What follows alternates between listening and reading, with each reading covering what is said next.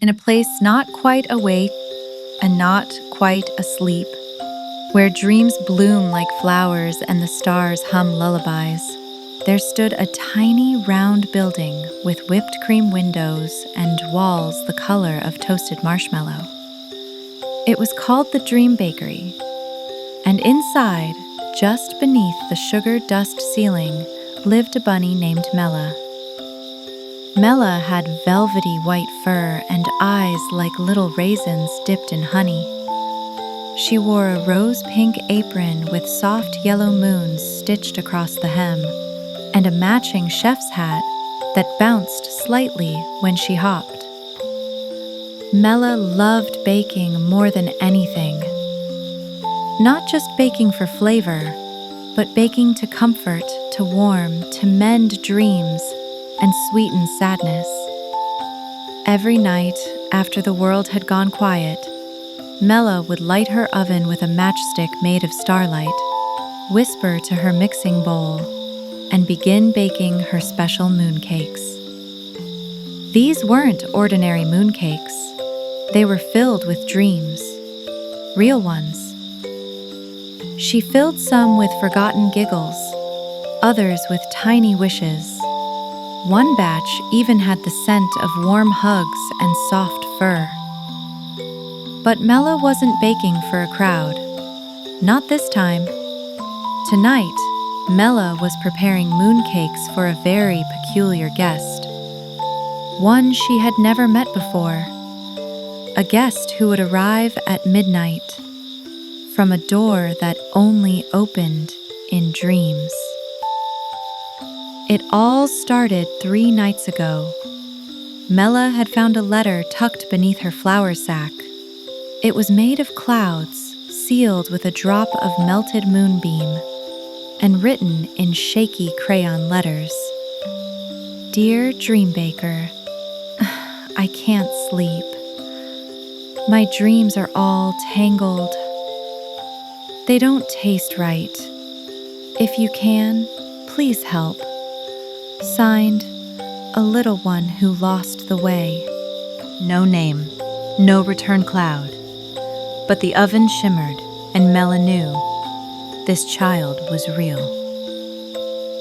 And hurting. So she wiped a pause, tightened her apron, and whispered, Then I'll bake a mooncake that untangles dreams.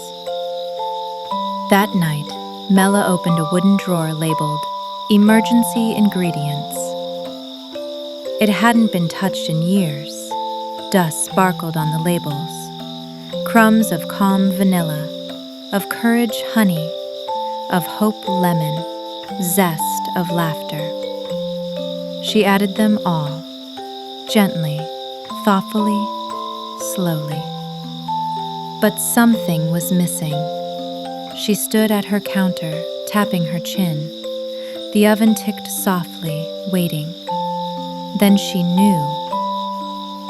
She needed to find one more ingredient, something from the place where dreams go to rest. She took out her whisk staff, closed her eyes, and stepped through the back of the bakery into a field of sleeping stories. The Sleeping Stories field was a gentle meadow filled with books that breathed. Each story curled beneath mushroom caps or snored in tiny tents of grass. Mella whispered, I need a forgotten tale, one with a gentle ending. A breeze answered.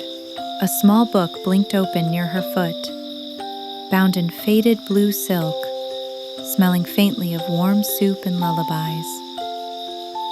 She opened it. Inside, a tale about a lonely kitten and a snail who built a paper sailboat. It was short, sweet, forgotten. Perfect. Mella gently tore one golden page from the story and tucked it in her satchel. Thank you, she whispered. Back in the bakery, the moon clock struck 11. Only 1 hour until the child arrived. She worked quickly, but softly. She folded the page into the batter, The words disappeared with a shimmer. She stirred in courage, a swirl of sleepy honey, a squeeze of lemon laugh. And just before the cakes went into the oven, she added something very special. A single tear, not from sadness, but from hope. A baker's hope that this dream could find its way home. The oven glowed gentle gold. The mooncake baked slowly, curling tiny smells into the air. Cinnamon hugs, citrus giggles, and something like safety. As it cooled, Mella wrapped it in a crinkly paper that shimmered like fog. She placed it on a plate of polished shell. The moon clock struck midnight, and the bakery door, which was always closed and locked to the waking world, quietly opened. The air shimmered like heat, rising from snow, and through the door stepped a small child, not a dream, not a spirit, but a real child who looked tired in a very quiet way. They wore mismatched socks, a too big sweater, and eyes full of puzzled shadows. Mella didn't ask questions. She simply smiled and said, "I saved you something warm." The child sat at the little round table near the jelly window. The moonlight poured across the floor like spilled milk. With paws soft as velvet, Mella placed the glowing mooncake in front of them. The child stared, then took a bite. For a moment, they just chewed. Then their shoulders fell, as if they'd set down something too heavy. Their toes stopped fidgeting. They breathed. "Is it working?" Mella whispered. The child blinked.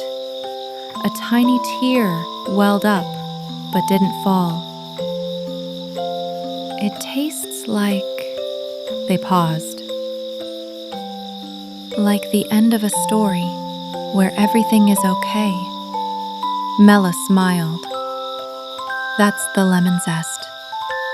The child giggled a little, not a big one, not a loud one, but a real one. They looked at her. "I don't think I'm lost anymore." Mella tilted her head. "You never were. You just needed something soft to land on." The child looked around the bakery, the sugar shelves, the flowery floor, and they said, "Can I come back sometime?" Mella nodded. "You can always come back in your dreams. Just follow the scent of vanilla and starlight." The child smiled sleepily, then stood, waved, and stepped through the door.